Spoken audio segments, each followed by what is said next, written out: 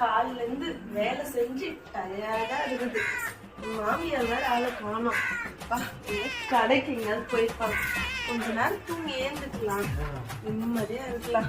எங்க போயிருப்பாங்க? இல்ல மேல ஒரு செக் பண்ணிடுவோம். செக் பண்ணுவோம். ஒருவேளை கடைக்கு போயிருந்தா நம்ம ஜாலியா இருக்கலாம். வெளியே எங்கேயாவது போயா? சரி பார்ப்போம்.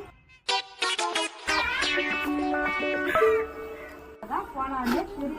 நேரம் வந்தா இவ்வளோ குப்பை இருக்குது, ஏற கட்டுவோம், பெருக்குவோம், ஒரு இல்லை